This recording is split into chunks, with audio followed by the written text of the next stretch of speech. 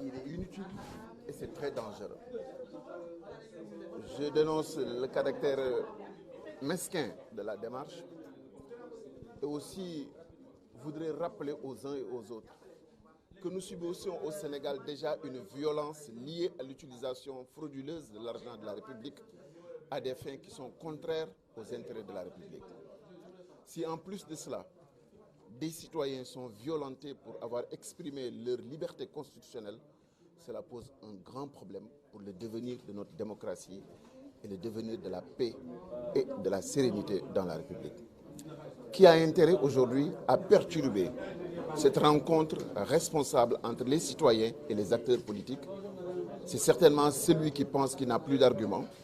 C'est certainement celui qui pense qu'en dehors de la violence politique, de la violence physique et de la violence sur nos ressources naturelles, il n'a plus d'arguments. Mais ce genre de stratagème ne pourra absolument pas perdurer pour la bonne et simple raison qu'aucun acteur politique, désormais, n'acceptera que des gens qui ne sont ni intéressés par l'état de droit, ni par les libertés, couverts par des officines, puissent se permettre, selon leur bon vouloir, d'exercer une violence inutile et dangereuse sur les populations et sur les acteurs politiques dans le pays. Ce n'est pas acceptable, ce n'est pas l'idée que nous nous faisons du Sénégal. Et cela doit aussi montrer aux citoyens que le grand changement que nous attendons est venu et qu'on ne peut plus continuer à laisser ce pays dériver entre des mains inexpertes, entre des mains qui sont là uniquement pour leurs intérêts personnels et leurs préoccupations personnelles, alors que les enjeux sont ailleurs. J'aurais aimé que le débat soit sur l'économie nationale, sur le franc CFA, sur la sécurité de notre pays, sur les enjeux de développement que nous avons, sur la stratégie de développement territorial qui doit être mise en œuvre. Je crois que ce sont ces grands dossiers qui intéressent les citoyens de ce pays. Aux forces démocratiques, aux partis politiques de l'opposition, je voudrais non seulement marquer mon soutien à Ousmane Sonko et à tous les militants de PASTEF, mais aussi rappeler à chaque citoyen qui est épris de liberté qu'il est temps pour que nous refusions, que nous nous imposions une omerta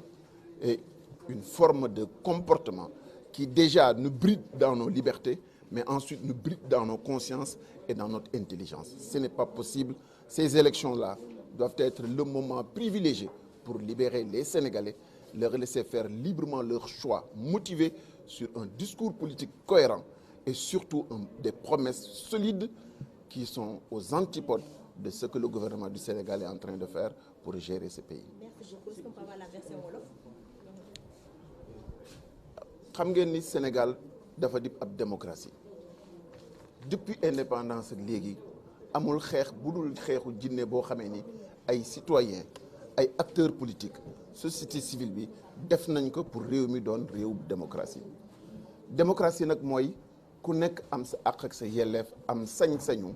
wax li nga xalaat surtout boo dee parti politique nga mën a dem fekki askan wi partager ak ñoom lii sa gis-gis ak sa yéene. li ma jaaxal kañ mooy léegi xamuñu réew mi fan la jëm ndax violence yu bare yi nga xamee ni nguur gi mi ngi koy teg ci ndoddu askan wi. violence bi gën a yées gën a bon mooy alal ji ñu waroon jël def ko ci askan wi mu indil ñu jàmm ak salaam ak koom-koom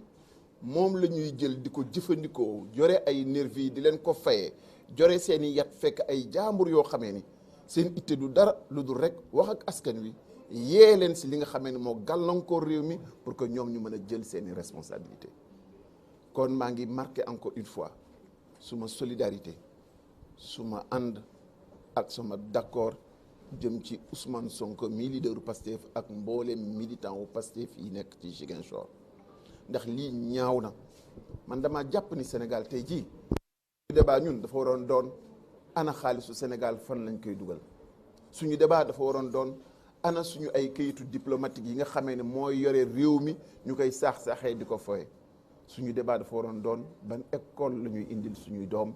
suñu débat dafa waroon doon ban agriculture ban pêche ban élevage la ñuy indil suñu réew. yooyu mooy farata yi nga xamee ni moom la Sénégalais yi di jànkonteel. indiw ñu ci tontu ñu ngi jël alalu réew mi di ko foye ba pare nag jël doole ci kaw alal ji nga xamee ne dafa waroon dem fa mu waroon dem dematu fa di dóore ak di daane. dama bëgg nag képp kuy acteur politique surtout ñi nga xam ne ñoo féete ci opposition bi jëm ci gouvernement bi ñu xamal leen ba mu leer nañ ñi ne amatul benn sénégalais boo xamee ni di nga tonk banque say loxo ñu jël lu ñaaw ñu jël lu bon ñu jël violence di ko teg ci sa ndodd kenn dootu ko nangooti. te magum waxoon naa ko kat moo gën magum xamoon naa ko te lii raam la woon démb ak bërki démb ci caay-caay ak jaay doole dootul jàllati fenn ci réew mi ndax réew mi ñun ñëpp ñoo ko bokk te mënuñoo nangu gannaaw violence yi ñuy def ci alal réew mi ak ci cëral ñu réew mi ñu bëgg a jël violence physique nag bëgg ñu ko di ko añee ak di ko reere ak di ko ndékkee loolu mënta nekk ndax kenn ëpp fi kenn mbokk te nag dëgg-dëgg ci jàmm rek la ñu mën a développer réew mi lii nag dafa war a doon ci sénégalais yi tegtal pour ñu xam ñan ñoo leen yéene jàmm